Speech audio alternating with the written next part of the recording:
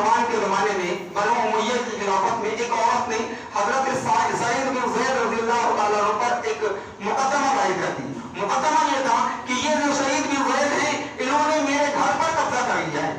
हकम बिन मरवान ने हजरत सईद बिन ज़ैद रज़ियल्लाहु ताला अन्हु को बुलाया, और सईद बिन ज़ैद कौन है? ये वो अशरा मुबश्शिरा में से है जिनको अल्लाह के नबी सल्लल्लाहु अलैहि वसल्लम ने दुनिया के अंदर जन्नत की बशारत दी थी।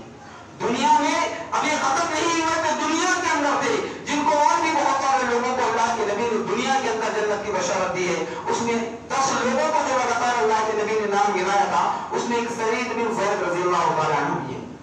उसके ताल्लुक से हकम बिन मरवान के पास बनो उमैया की खिलाफत में उन्होंने अपना एक केस दायर कर दी कि ये सईद बिन ज़ैद ने मेरे घर में कब्जा कर लिया है।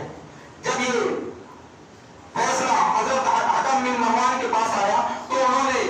उनसे सवाल किया, तो हजरत सईद बिन ज़ैद रज़ियल्लाहु ताला अन्हु ने एक बात कही थी, मैंने अल्लाह के नबी सल्लल्लाहु अलैहि वसल्लम से एक बात सुनी है कि जिसने दुनिया के अंदर किसी की एक बालिश्त भी जमीन पे कब्जा किया, अल्लाह तबारक व तआला क़यामत के दिन 7 जमीनों के तौर उसके सर में पहनाएगा, उसके गले में पहनाएगा। ऐ हकम बिन मरवान, मैंने अल्लाह के नबी सल्लल्लाहु अलैहि वसल्लम से ये हदीस सुनी है, क्या मैं ऐसा कर सकता हूँ? हकम बिन मरवान ने कहा था, दुख तो होता है कि तुम ऐसे साहबी रसूल है जिसको दुनिया के अंदर अल्लाह तबारक व तआला ने जन्नत की बशारत दी है, लेकिन जब फैसला मेरे पास आया है, और ऐसे मौके पर हजरत सईद बिन ज़ैद रज़ियल्लाहु ताला अन्हु ने उस औरत को बद्दुआ दी थी। याद रहे, हमारे जुल्म की वजह से कभी कभी हम खुद उल्टे शिकार हो सकते हैं। हम लोगों के हक मारने के चलते में दुनियावी ताकत के एतबार से तो हक मार सकते हैं, अपनी जागरूकतानी की वजह से तो लोगों को हक मार सकते हैं, दुनिया के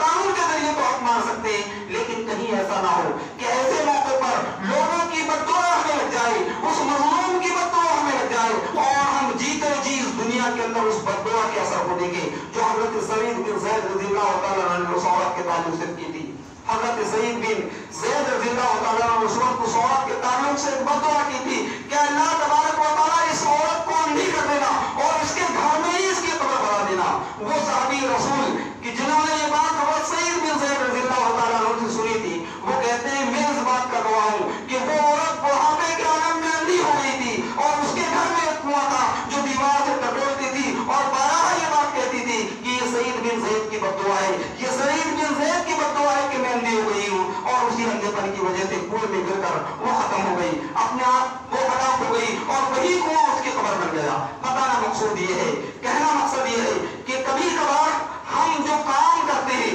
वही बहुत अच्छा लगता है, लेकिन बंदों के हुकूक ख़त्म करने की वजह से, बंदों के हक मारने की वजह से उसमें बहुत सारी चीजें हैं कि हम किसी को किसी भी अंदाज में तकलीफ दें, किसी की दुकान के सामने अपनी गाड़ी खड़े कर दें, खड़े रहने दो, अभी क्या जा रहा है, अगर उसको हमारे हक की वजह से तकलीफ हो रही है, हमने अपने जानवरों को किसी के खेत में चलाया, अगर उसको तकलीफ हो रही है तो ये उसका हक मारना है, और हक मारने की सजा दुनिया के अंदर भी अल्लाह तबारक व तआला दे सकता है अगर उस मज़लूम की बद्दुआ कबूल हो गई। इसके अलावा अल्लाह के नबी सल्लल्लाहु अलैहि वसल्लम इस हुकूकुल इबाद के ताल्लुक से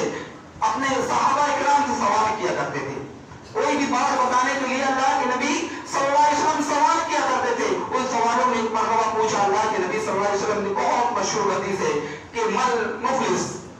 तुम में मुफलिस कौन है? सहाबा इकराम ने सवाल किया, मुफलिस किसे कहते हैं? तो वही मुफलिसों वाला जवाब, जो हम औलाद देना चाहते हैं, जिसके पास माल ना हो, जिसके पास घर ना हो, जिसके पास रुपया पैसा ना हो, उसको मुफलिस कहते हैं। अल्लाह के नबी सल्लल्लाहु अलैहि वसल्लम ने मुफलिस की तारीफ की, और ये तारीफ हमें भी याद रखना चाहिए, अपने गिरबानों में बांधना चाहिए। कहीं ऐसा ना हो कि हम भी मुफलिस तो नहीं,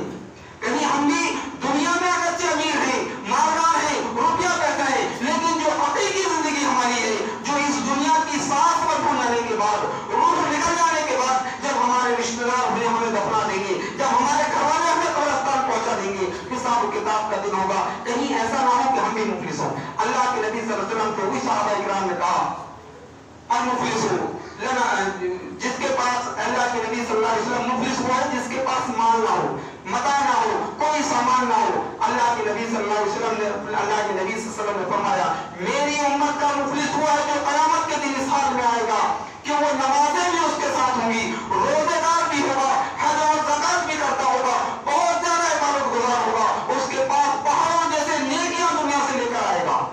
लेकिन मामला क्या होगा? अब जरा बहादा, उसने दुनिया के अंदर रहकर किसी को मारा होगा, वो अगर बहादा वो अकल मारा, उसने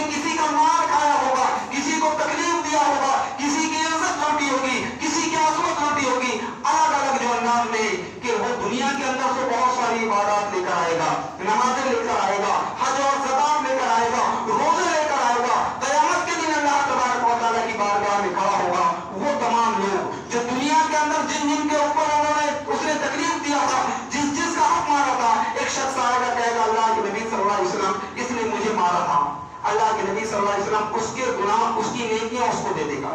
دوسرا شخص آئے گا اللہ کے نبی صلی اللہ علیہ وسلم اس نے میرا مال کھایا تھا, اس نے مجھے تکلیف دی تھی, اس نے مجھے گالی دیا تھا, یہ کے بعد دیگرے جو پہاڑوں کے برابر نیکیاں کر کے اس دنیا سے آیا تھا, اللہ تبارک و تعالیٰ اس کی نیکیاں ان گنہگاروں کو دینا شروع کر دیں.